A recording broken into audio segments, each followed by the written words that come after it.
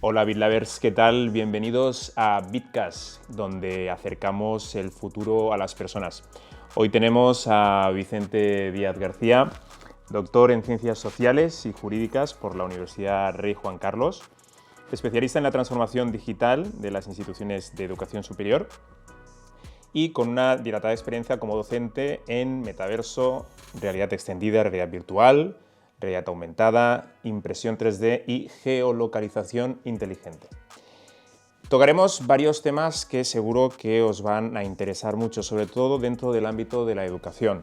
Y es que el nuevo paradigma tecnológico ha revolucionado también la forma de aprender en un momento en el que las nuevas tecnologías, bueno, más que nuevas tecnologías, tecnologías emergentes relacionadas con el metaverso están dando un vuelco, tanto en lo que significa las competencias que tienen que demostrar los alumnos ante un mercado laboral cada vez más exigente y donde realmente tienen un peso muy importante. En esta situación, las instituciones de educación superior tienen una obligación grave de ofrecer a los alumnos estas competencias, no solo competencias, sino también soft skills, que son cada vez mucho más valoradas en el mundo de la empresa. Por lo tanto, decimos que la universidad tiene un gran reto por delante. Realmente los docentes son los que tienen que llevar a cabo esa transformación con su capacidad de comunicar, de divulgar, de evangelizar en cierta manera sobre estas nuevas tecnologías.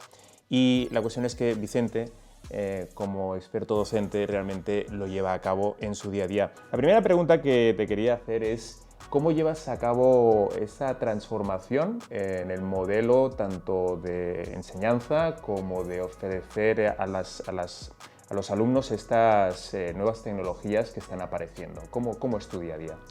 Bueno, como bien decías en la introducción que has hecho, considero que en este momento actual, en nuestro día a día, estamos utilizando innovaciones tecnológicas que nos facilitan la vida, que se han incorporado desde nuestros smartphones, la manera en cómo adquirimos conocimientos y competencias también en el mundo del día a día, como es nuestro ocio, ¿no?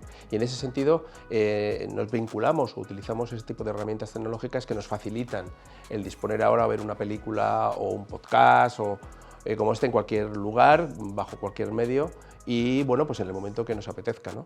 Y este tipo de nuevos canales que ofrecen nuevas especificaciones y usos a la hora de formarnos, de adquirir conocimientos, creo que también hay que llevarlos a los centros educativos, a las instituciones de enseñanza, para que los alumnos los reciban como cualquier otro conocimiento que está adquiriendo en su día a día, ¿no? Entonces, yo creo que por parte de las instituciones de educación debemos de hacer un esfuerzo por también incorporar estos nuevos canales de comunicación con los alumnos a la hora de facilitar esa labor de aprendizaje. Tú sabes que hay diferentes velocidades a la hora de la transformación digital y que sí que es verdad que las universidades, todas ellas comparten la misma idea, ¿no? De decir, bueno, pues tenemos que formar a los alumnos en las soft skills, en toda la parte de transformación digital, pero ¿crees tú, ¿no?, como antes he adelantado, ¿no?, que es una obligación grave, es decir, el ponerse ya las pilas y no dilatar más, como si dijéramos, la introducción de estas tecnologías emergentes dentro del aula? Bueno, pues en este caso creo que venía desde hace un tiempo acá, a esta parte, las instituciones venían planteándose esto. Yo creo que, bajo mi opinión, es un proceso que debería de haber ido de forma más acelerada produciéndose, pero ha venido el COVID, la pandemia del COVID-19, a impactarnos y al provocar que tengamos que hacerlo, que lo hemos tenido que hacer de un día para el otro, ¿no? Y nos hemos dado cuenta que cierto es que no hemos pasado por el proceso lógico de prueba y ensayo-error a la hora de profundizar y definir cosas, pero sí ha provocado el hecho de que nos hayamos tenido que poner las pilas de un día para otro, ¿no? Y nos hemos dado cuenta que era posible, que podíamos buscar y utilizar otros formatos y que, bueno, independientemente de una valoración más exhaustiva que lo da el tiempo y la reflexión sobre los datos que se han conseguido, creo que era necesario que facilitar este proceso. El otro día publicaba El País una entrevista, no recuerdo muy bien su nombre, pero es un catedrático de Ciencias Políticas y Administración en la Universidad Pompeu Fabra, ¿no?, y que ha escrito el ensayo La universidad en la encrucijada. Entonces es un ensayo donde, bueno, ha hecho, yo creo que saltar las alarmas, ¿no?, en el sentido de que las empresas van a empezar a ofrecer sus propias titulaciones, o sea, un Google, una Amazon, incluso pues una Telefónica, por ejemplo, ¿no? Y entonces dice que el peso de la titulación universitaria va a ir descendiendo, ¿no?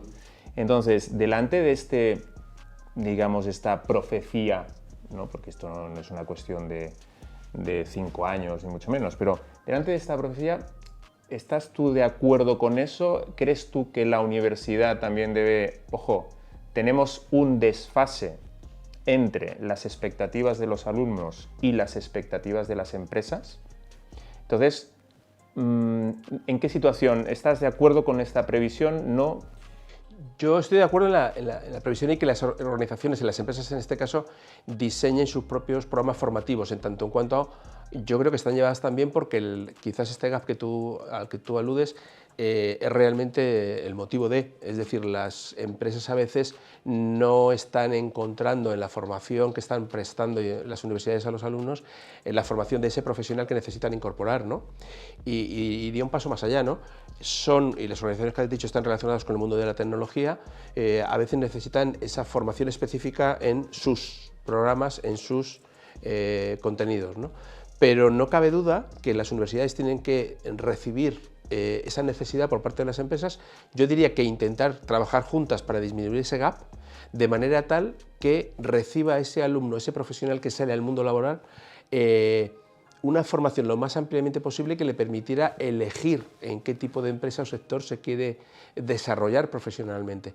Porque lo que también puede provocar el hecho de que las propias compañías formen específicamente a las personas, que, bueno, si la persona no se adapta o quiere cambiar a otra compañía, le va a generar una barrera de salida y de entrada en la otra compañía por el hecho de que viene formado solo en esa. Y con el sesgo eso es, de la formación. Pero yo creo que las universidades aquí tienen que estar abiertas a recibir esas digamos, inquietudes y necesidades por parte de las compañías para introducirlo en sus programas formativos de los alumnos y, en definitiva, buscar la formación del profesional para que se pueda emplear. Es curioso porque en Cataluña, ¿no?, la propia ley universitaria impide la entrada de la empresa dentro del sector universitario para realmente decir: oye, mira, yo es que quiero que mis alumnos o los futuros trabajadores, ¿no?, los alumnos que tenéis ahora, estén formados de esta manera, con esta, o sea, es la propia ley universitaria que lo impide, ¿no?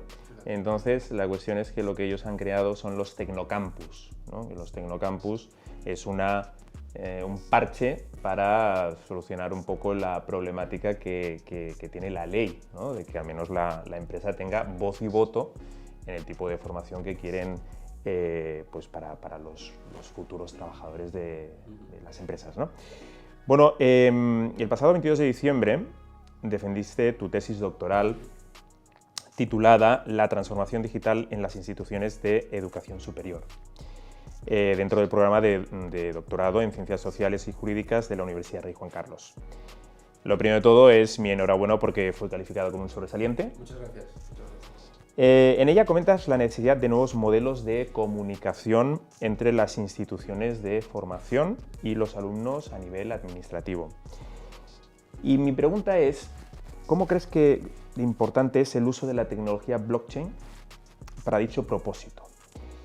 ¿Y qué más uso se le puede dar a esa tecnología dentro del ámbito educativo en relación a los itinerarios de aprendizaje personalizados? Porque la Unión Europea ya está regulando el tema de las microcredenciales. Por lo tanto, esta pregunta tiene como dos partes, ¿no? La primera es cómo la blockchain puede facilitar esa comunicación entre alumnos y administración del centro universitario, y luego cómo la blockchain puede apoyar esa idea de la Unión Europea de las microcredenciales.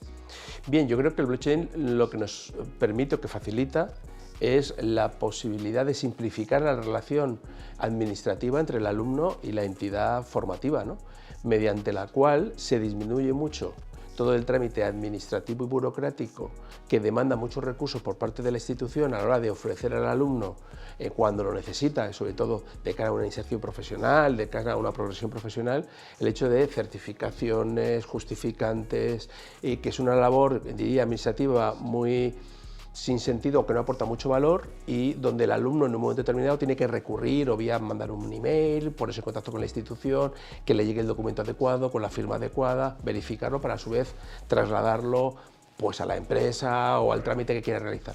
Y la blockchain en este caso lo que facilitaría sería todo ese proceso, facilita también a la organización, a la institución, que no tenga que disponer de tantos recursos a nivel de secretaría para dar ese servicio al alumno, y al alumno le facilita, y en el caso de la empresa, por ejemplo, si pongamos el caso de una empresa, el hecho de disponer casi en tiempo real de las certificaciones oportunas de la formación de esa persona para poder contratarla, con lo cual yo creo que se acortan los tiempos en la cadena de valor a la hora desde que una empresa quiere incorporar a una persona hasta que tiene toda la información que justificaría y realizaría a la hora de contratarle, ¿no? Y seríais prácticamente, no diría en tiempo real, pero acortaría mucho los tiempos, con lo cual facilitaría todo el proceso de contratación, ¿no? Y aparte, disculpa que te interrumpa, en el tema de la contratación precisamente evitaríamos el fraude. Correcto.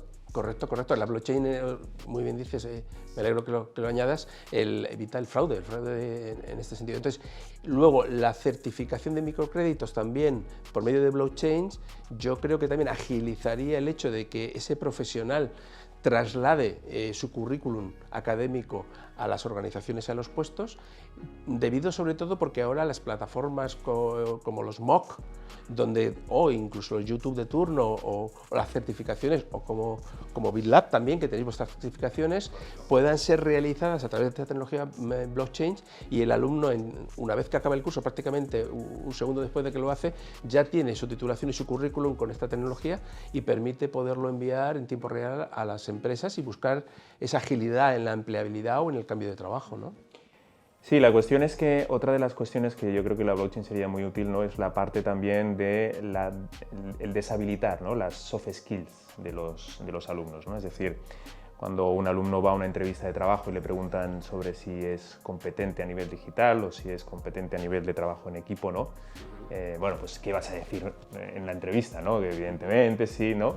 Pero fíjate lo útil que sería, ¿no?, el hecho de que durante el itinerario de formación, pues el alumno fuera, a través de la consecución de toda una serie de acciones formativas, ir deshabilitando una serie de soft skills, ¿no?, que estuvieran dentro de un marco oficial de soft skills, es decir, que la empresa igualmente tuviera la posibilidad de ver el currículum y decir, muy bien, y además tiene todas estas soft skills deshabilitadas. Pues te voy a decir que eso se lo propuse a la CRUE, Centro el Comité de Rectores de Universidades Españolas, y me dijeron que no estaban interesados en esto, ¿no? Entonces, imagínate lo que facilitaría, ¿no?, lo que decimos, ¿no?, cómo facilitaría las cosas, ¿no?, a nivel de contratación realmente a las empresas la selección de un perfil determinado, no decir, bueno, pues esta persona cumple con todo esto, ni además está certificado, es inmutable, es decir, no se lo inventa, esto lo ha ido deshabilitando durante su proceso, ¿no?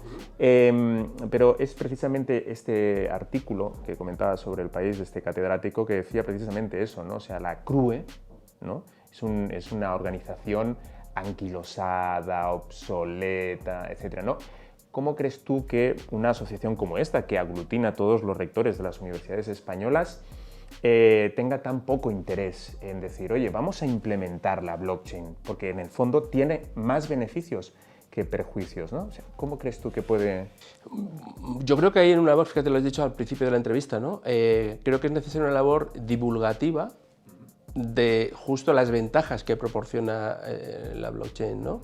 Y no solo la blockchain en este apartado, sino el proceso de la incorporación de tecnología en la automatización de esos procesos dentro de las universidades, con el objetivo de, uno, reducir, como te decía antes, los recursos que tienen que disponer en este momento las universidades en sus departamentos de secretaría y administrativos para dar cobertura y servicio a los alumnos, y que yo creo que redundaría en universidades más ágiles, donde reducen sus costes y lo que hacen es que el personal lo dedican a otras actividades más acordes con apoyar ese desarrollo y esa formación en nuevas competencias de los alumnos, o en la relación con las empresas también, buscando la incorporación laboral de los alumnos, ¿no? Dice, si las universidades tuviesen mayores recursos destinados, humanos y tecnológicos también, a la hora de facilitar y buscar la empleabilidad de los alumnos, disminuiríamos este gap que decíamos antes también, ¿no? En la distancia entre las empresas y las instituciones. Y por otro lado, sería una fuente también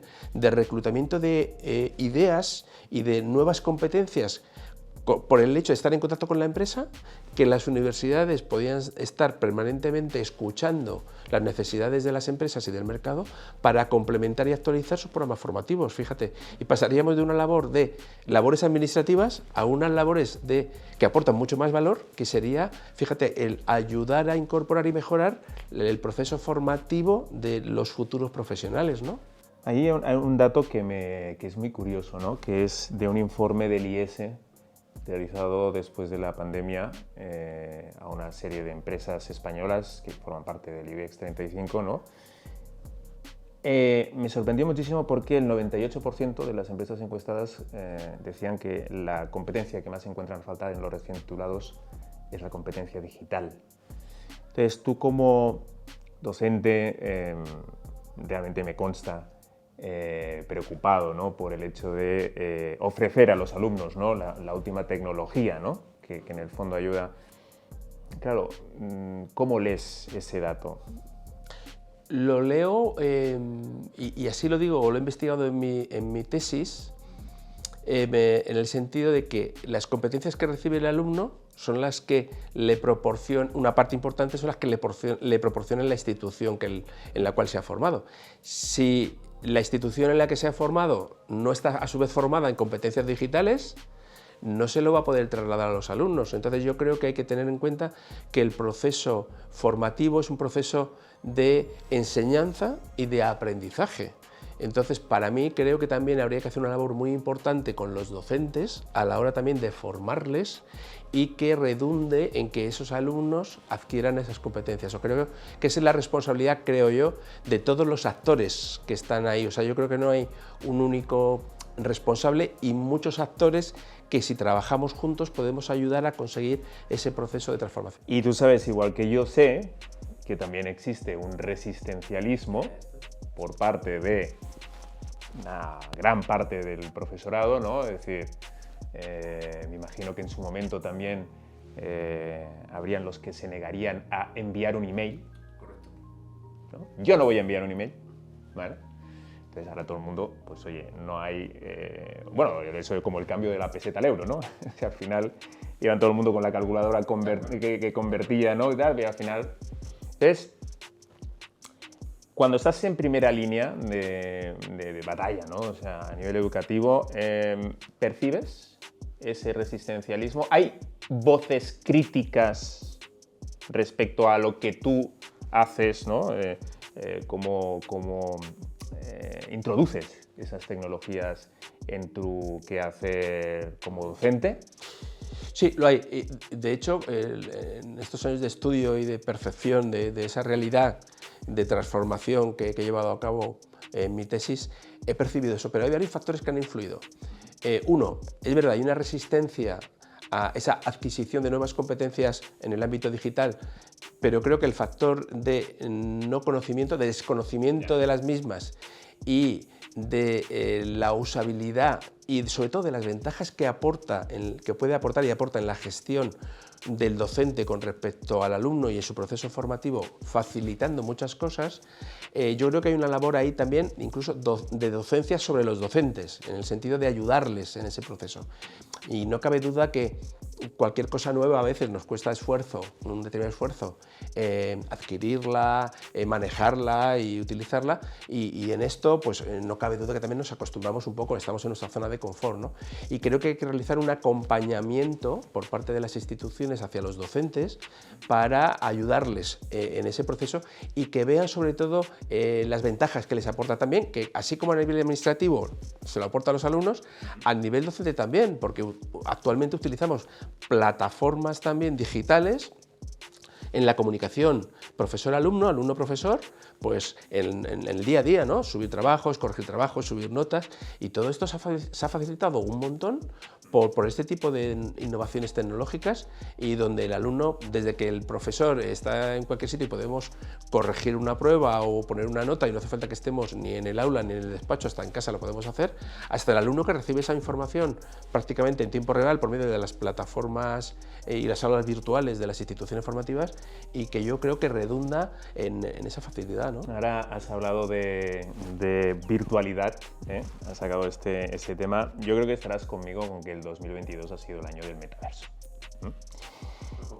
Entonces, bueno, sí que es verdad que yo creo que, vamos a ver si también lo compartes, que creo que los profesionales de la educación se han quedado con el concepto de que metaverso es sinónimo de virtualidad, solo, ¿vale? Me consta que tú y yo también pensamos que eso es un error, ¿no? Entonces, el metaverso está clarísimo y que sus tecnologías emergentes van mucho más allá de lo meramente tecnológico, ¿no? ¿Por qué te digo eso? Porque yo creo que lo que es una llamada a la transformación del modelo educativo y a una transformación de la mentalidad de los profesionales de la educación, ¿eh? O sea, no solo tenemos que centrarnos en la parte tecnológica, que está muy bien, sino que esto es un replanteamiento de lo hecho hasta ahora, ¿no? Entonces, en tu tesis desarrollas la importancia de las nuevas metodologías docentes, como la clase invertida, Flipper Classroom, donde se demanda la creación de contenido para que el alumno pueda tener un acercamiento previo a la temática. Cuéntanos un poco más sobre ello y el valor añadido que tiene esta metodología para los alumnos.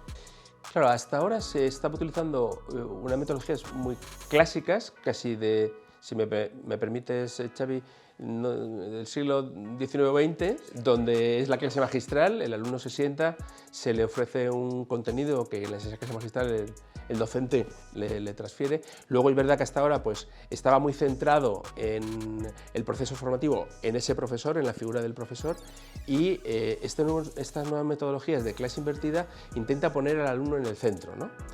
Pero también haciéndole trabajar más, que no lo hacía hasta ahora. Es decir, ya que tenemos nuevos canales de comunicación con el alumno, ya que tenemos facilidad incluso de generación de contenidos los mismos profesores, o de bajarlo, o de sugerirlos, tenemos internet, por hablar de forma genérica, los canales audiovisuales que existen, donde podemos sugerir al alumno que previamente a la llegada al aula pueda entrar en contexto con ello, incluso tener una reflexión previa y que realmente la experiencia en el aula sea ampliación y profundización de esos conceptos y contenidos por parte de profesores y alumnos, es que el alumno tiene que tomar un papel más activo en su proceso formativo, ¿no? Tiene una labor hasta ahora muy pasiva. Yo llego y trabajo en función, como alumno, y trabajo en función del conocimiento y los contenidos que el profesor me da. Y este cambio de metodología es, no, le pedimos al alumno que previamente a la llegada al aula investigue, profundice, que a veces, no sé, escucho el decir, oye, las nuevas tecnologías hacen que el alumno sea un poco, que no sea creativo, que no haya pensamiento crítico. No, lo que tenemos que cambiarle es la metodología, que decirle que tiene que venir, no diría con la lección aprendida, que está mal dicho, sino inmerso en el área de conocimiento que vamos a profundizar con él, que hoy puede hacerlo de forma muy, diría fácil, porque tiene muchos canales y le podemos trasladar muchos contenidos para que se pueda ver previamente, y que lo que pasa en el aula sea relevante, sea importante para el alumno y para el profesor, ¿no? Y que incluso se desarrollen actividades de co-creación dentro del aula, que se pongan en duda conceptos y lo que hay ahí, ¿no? Entonces yo creo, las nuevas tecnologías también nos permiten, con la virtualidad, y conecto un poco con lo del metaverso, porque nos lleva a otro lugar donde compartimos conocimientos, por ejemplo, con multipantallas, cosa que hasta ahora podemos hacer una presentación en el aula con una única pantalla y tenemos al profesor. Por ejemplo, en un metaverso podríamos compartir hasta 2 y 3 pantallas, donde podemos tener abierto un vídeo, podríamos tener abierto un conocimiento súper actual que haya en cualquier tipo de, no sé, de blog o de canal informativo, e incluso compartir a su vez un trabajo previo que hayan tenido que desarrollar los alumnos y compartir esa información por medio, como te digo, de 3 canales distintos. Y yo creo que redundaría en la capacidad de, en todo esto, cuidado, hay que hacerlo yo creo que con sensatez, con rigor y con las pruebas necesarias para medir hasta qué punto estamos consiguiendo esto en el alumno, ¿no? Claro, o sea, efectivamente la tesis doctoral, tu tesis doctoral, viene en cierta manera pues a eso, ¿no? A ser un elemento de corroborar, ¿no? El tema de decir, bueno, esto es útil, esto realmente sirve, está mejorando, ¿no? Tanto el proceso de enseñanza como el proceso de aprendizaje de los alumnos, ¿no? Y curiosamente, también en esto leí hace poco, ¿no? Un artículo sobre el uso, por ejemplo, de Discord dentro bueno, pues eso del proceso de enseñanza-aprendizaje, ¿no? Bueno, estos canales, ¿no? Discord, son propiamente del mundo del gaming, del mundo del gaming, ¿no? Entonces, bueno, pues digamos, cada vez los jóvenes están más acostumbrados, ya más años jugando a videojuegos y están muy acostumbrados, pues eso, ¿no? A estos canales de audio, ¿no? Que les permite agilizar dentro del videojuego todo lo que son, pues bueno, esas partidas cooperativas, comunitarias, como se le quiera llamar, ¿no? Entonces, se está viendo, ¿no? que como están acostumbrados a eso, pues, oye, pues puede ser útil para lo que tú dices, ¿no? Utilizar el pensamiento crítico que ellos desarrollen en ese canal, ¿no? En diferentes canales, ¿no? A la vez. Pero te estoy introduciendo esto porque el tema del gaming creo que es algo, creo que es bastante, o sea, es bastante necesario que lo toquemos, ¿no? Porque el tema está en que yo recuerdo que en el 2014 hice el primer curso sobre gamificación en el aula, ¿no? Entonces yo creo que la gente no triunfó porque yo creo que la gente se pensaba que la formación se veía que tenía que convertirla en un videojuego, y no es así. Yo creo que el gaming tiene cosas muy buenas, como por ejemplo pues el hecho de la tokenización. La tokenización, es decir, la capacidad del modelo este al cual nos estamos dirigiendo, que es el learn to earn, ¿no? Incentivar al alumno, ¿no? Digamos, con elementos digitales o pues eso, ¿no? Insignias que les permita recibir algún tipo de servicio pues, especializado por parte del centro educativo, de la universidad. Entonces, a nivel de gamificación del proceso de enseñanza-aprendizaje, ¿qué crees tú que realmente va a aportar, ¿no? Esta mentalidad, ¿no? Esta influencia del gaming, ¿no? ¿Qué puede mejorar del ámbito educativo? En este caso, Xavi, no me considero ahí muy experto en eso, ni he hecho muchas pruebas con respecto al gaming. Yo diría, uno, que hay que, o debe de recibir la suficiente atención vía investigarlo, es decir, poner en contacto a los alumnos con game y evaluar cómo influye en su proceso de aprendizaje. Ahí no tengo criterio de momento. Y sí creo que el tema del empleo del gaming con el tema de las gratificaciones o recompensas que tú dices, pues podría, en cierta medida, digo podría, que no estoy seguro de esto, asimilarse a ese proceso de evaluación continua que queremos del alumno, ¿no? Que evaluarle cómo va progresando en el día a día y no solamente cuando llega el día del examen, ¿no? Y que en ese sentido incluso facilitaría el hecho de que el propio alumno, a la hora de ir superando pruebas y recibir recompensas, pueda ir construyendo su nota final de esos conocimientos. Lo único que yo creo que habría que adaptarlo, estudiarlo y generar y validarlo sobre todo, que permita eso, ¿no? Que si yo realizo una serie de pruebas y obtengo una calificación, eso corrobora y está directamente relacionado y es fehaciente de que yo he adquirido esos conocimientos. Creo que es un proceso a evaluar, a construir y tal, pero si nos retrotraemos a esto sería como eso, como esa evaluación continua y donde el alumno se esfuerza más o menos en función del resultado que quiere alcanzar, ¿no? Y sobre todo dices, oye, ¿y si no estoy llegando al aprobado? ¿Por qué es? No me interesa el juego, no está bien diseñado, no me estoy esforzando lo suficiente. ¿Qué carencias tengo? Porque también nos podría devolver el gaming información del alumno, porque puede tener algún tipo de dificultad que fíjate, el juego mismo nos pueda identificar, digo, y puede ayudar al docente a... Mira, hay una cosa que los gamers le llaman la zona. La zona es el estado de flow, ¿no? Un estado de flow que consiste precisamente en la pérdida de la noción del tiempo, incluso de la conciencia de uno mismo, ¿no? Te evades completamente de los problemas, ¿no? de la vida diaria, ¿no? Bueno, qué bueno sería el que, primero, que los alumnos se convirtieran en protagonistas de su aprendizaje, es decir, no solo en meros espectadores. Y dos, el tema de que realmente los alumnos aprendieran en ese estado de flow, ¿no? ¿Y cómo se consigue eso, no? Pues se consigue mediante un equilibrio entre lo que son las capacidades del alumno jugador y la dificultad o el reto que le proporciona esa actividad académica, ¿no? Entonces allí, cuando los alumnos sienten un control, ¿no? Cuando juegan a un videojuego, ¿no? Tienen control, se les propone un reto, ¿no? Porque, fíjate, ¿no? Sería muy fácil, por ejemplo, en vez de cambiar, ¿no? el concepto de examen por misión o por reto, ¿no? ¿Por qué tenemos que todavía hablar con conceptos, ¿no? ¿No? Examen, ¿no? Prueba, deberes, ¿no? Es como decir, bueno, oye, vamos a utilizar ese lenguaje que al final está, pues digamos, está llegando a la sociedad en general. O sea, todo el tema de la misión, los retos, etcétera, es una cosa que puedes escuchar tanto en los youtubers como en gente joven, ¿no? Porque está muy extendido, ¿no? Ahora cambiando de tercio, y ya un poco para ir finalizando, bueno, tú sabes que ahora mismo ChatGPT es la estrella, ¿no? O sea, yo creo que ahora todo el mundo habla de lo mismo, ¿no? Y se hacen preguntas como, por ejemplo, ChatGPT acabará con los profesores, con los programadores, ¿no? Bueno, porque es que ayer estaban aquí unos expertos en ciberseguridad, precisamente eso, ¿no? O sea, tú le pides a ChatGPT que te realice un código y lo hace, ¿no? Entonces, el otro día, por ejemplo, respecto a esto, salió que el Departamento de Educación de la ciudad de Nueva York había prohibido el uso de ChatGPT en las aulas, ¿no?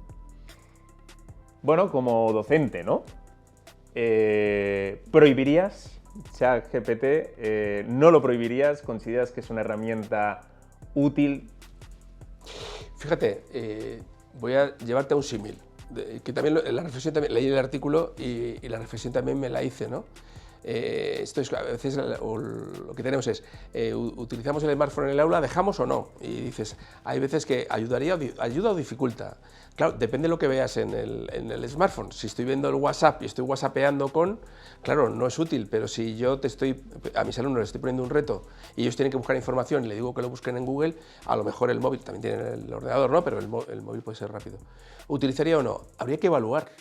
Y si no, también habría que ver qué sistemas de control podemos utilizar para detectar que se está utilizando ese sistema que está supliendo el esfuerzo intelectual que requiere la persona y que está haciendo la máquina, ¿no? Mi pregunta, o la reflexión que últimamente llevo es, ¿por qué no aprender a utilizar el ChatGPT en el proceso educativo? Para favorecerlo, me refiero. ¿Cómo controlamos ChatGPT? Lo mismo que hacemos, con el Turnitin, cuando hacemos o escribimos un texto.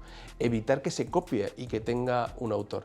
De esto, con mi tesis reciente, tengo las experiencias de que, bueno, nos pasan Turnitin por todo para que no copiemos y seamos fehacientes en las fuentes, ¿no? Pues con ChatGPT sería un poco hacer lo mismo, ¿no? Es decir, si hay una nueva capacidad vía tecnológica, establezcamos esos criterios, ¿no? Uno de supervisión, pero por otro lado de uso adecuado de esa tecnología, ¿no? En bien de la creatividad, de la apuesta a favor de...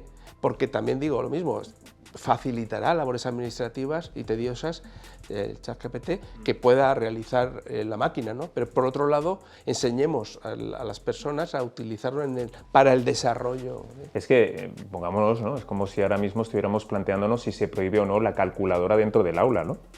Creo que va por ahí un poco. Quizás es mucho más complejo tal cada vez, pero es un poco eso, Xavi. Es que no vamos a aprender a sumar o restar o si utilizamos la calculadora, que se hablaba en mis tiempos. No. Yo también lo he escuchado esa discusión, no, las calculadoras no. Pero de todas maneras, yo con el caso, te explico, en el caso de un profesor de aquí de BitLab, que bueno, está haciendo pues, una actividad práctica para los alumnos relacionada con el nacimiento de Bitcoin, ¿no? Es decir, Bitcoin nace en 2009 como una reacción a la crisis económica y financiera, ¿no? De la época, ¿no?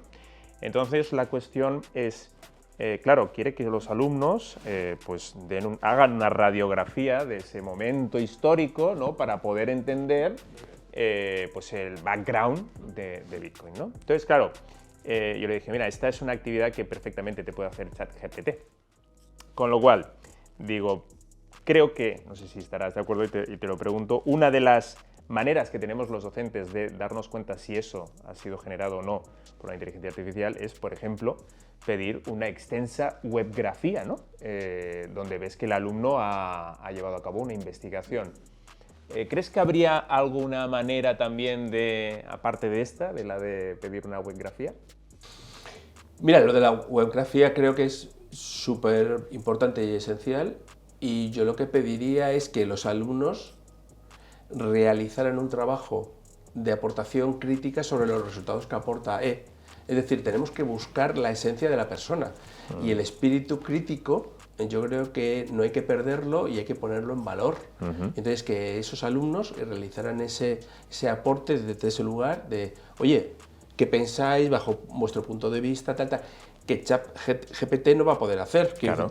todavía, en ese sentido, ¿no? Y que lo defiendan, y que lo argumenten, y como te diría yo, que incluso lo hablen y lo defiendan con sus compañeros. Es que eso va a ser mucho más rico, claro, que al final hacer un ensayo de 800 palabras sobre las consecuencias de la Primera Guerra Mundial, por ejemplo, ¿no? O sea, con lo cual yo creo que incluso además ChatGPT viene a traernos una nueva manera de aprender dentro del aula, ¿no? Es decir, una manera más colaborativa, ¿no? Al final, yo pienso que también todo el tema del metaverso y de las tecnologías emergentes lo que nos viene también es a decir, bueno, vamos a eliminar las barreras físicas de los centros, ¿no? Es decir, donde haya pues eso, ¿no? Un caminar de los alumnos, ¿no? En distintos grupos de trabajo, unos utilizando quizás un tipo de tecnología, otros un ordenador, otros una tablet, ¿no? Y no nos podemos olvidar de los libros, ¿no? O sea, porque los libros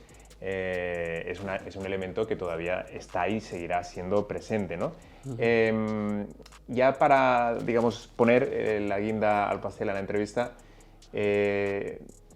¿tú crees que realmente los profesores serán sustituidos por las máquinas? Yo creo que los profesores vamos a tener que evolucionar con las máquinas y con la tecnología, con lo cual para mí más es la palabra evolucionar que ser sustituidos. Como pasa en otras actividades, seguramente no aportaremos valor en esas actividades redundantes y en ese colocar conocimiento nada más, sino aportaremos mucho valor justo en esto que estamos diciendo, en generar dinámicas en el aula con las personas para desarrollar sus habilidades, sus soft skills, su espíritu crítico, su capacidad de poner en duda el mundo que tenemos para generar un mundo mejor, ¿no? Y fíjate, aprovecho para no dejar de decirlo, creo que las nuevas tecnologías también, como el metaverso, debemos de pensar, y es un momento, me lo dijo, fíjate, una alumna no hace mucho, dice, ahora que estamos se está creando esta tecnología, no se nos olvide que tenemos un momento dulce para que sean más inclusivas, que busquemos la inclusión de las personas, que busquemos disminuir los gaps tecnológicos que estamos provocando también con el desarrollo también a veces de la tecnología en otros ámbitos, ¿no? Y fíjate, también tenemos que llevar esa reflexión, y lo tomo como docente de una alumna porque me pareció de verdad súper interesante, ¿no? Que busquemos la inclusividad de las personas. Fíjate, tú lo has dicho, desde la zona geográfica donde está uno, que disminuye esas barreras geográficas, hasta la discapacidad, te diría, física, que a la intelectual no me atrevo todavía, pero incluso la física, ¿no? La tecnología, el metaverso, yo le decía el otro día a los alumnos, todavía, y estamos en ello, espero que lo tengan, los avatares no tienen piernas, y que el día que las tengan, y cuando haya una persona discapacitada física, no se va a saber si es discapacitado o no en el metaverso. Entonces, que generemos y construyamos desde ya esa tecnología que sea más inclusiva, ¿no? Perfecto, O sea, muy que bien. ahí. Bueno, pues nada, Vicente, la verdad es que ha sido, bueno, es siempre enriquecedor poder compartir contigo un rato de charla, ¿no? Por todo el conocimiento que tienes, evidentemente también, ¿no? Pues ahora siendo ya doctor. Bueno, muchas gracias, Xavier. Y la verdad es que ha sido un auténtico placer. El placer también ha sido para mí, ya sabes que cuando nos juntamos y charlamos es muy gratificante, y nada, la verdad que muchas gracias a vosotros por invitarme. Estupendo. Bueno, pues BitLovers, hasta aquí este Bitcast. Espero que os haya gustado. Creo que se han tratado temas suficientemente delicados e interesantes como para darle un par de vueltas. Así que nada, muchas gracias por vuestra atención y nos vemos en el próximo Bitcast.